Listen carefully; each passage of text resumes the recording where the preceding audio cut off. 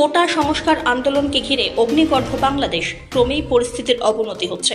মৃতের সংখ্যা শতাধিক, আহত বহু। পরিস্থিতি নিয়ন্ত্রণে আনতে রাস্তায় নেমেছে বাংলাদেশের সেনা। জারি হয়েছে কারফিউ। ভয়ঙ্কর পরিস্থিতির জন্য বাংলাদেশ থেকে ভারতে ফিরছেন ছাত্ররা। জানা গিয়েছে প্রায় ৩০০-রও বেশি ভারতীয় পড়ুয়া দেশে ফিরে এসেছে।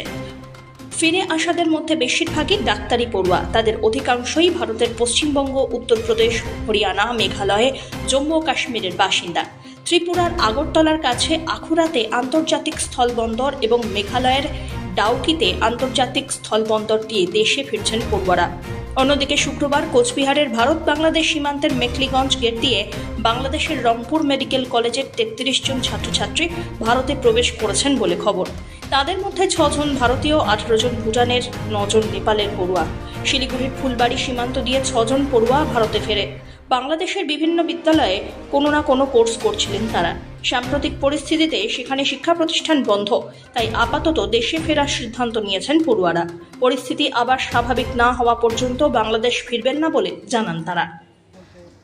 रास्ते में कोई लोकल्स ने ऐसे रास्ता रोक के रखे थे। उन लोगों ने कुछ टाका मांगा जाने के लिए, तो थोड़ा बहुत पैसे उन लोगों को दे के फिर हम लोग आ गए। रास्ते में हम लोगों ने हाईवे मैक्सिमम अवॉइड किया था। जो बाईपास रोड है, जो शॉर्टकट है, ऐसे रोड से आए थे। हम लोगों ने रिजर्व किया था हाइस, 10 लोग आए थे साथ में, नेपलीज सब एक साथ। तो इतना प्रॉब्लम नहीं हुआ। जो कई जगह पे कुछ आगजनी ऐसा कुछ भी हो रहा था, लेकिन हमको इतना कुछ भी प्रॉब्लम नहीं हुआ। রাস্তায় তো মানে সব কিছু বন্ধ ছিল, তারপরও রাস্তায় মানে কখনো কি হবে না ওইটা ভয় নিয়ে আসতে ওখান থেকে আসছি। জি।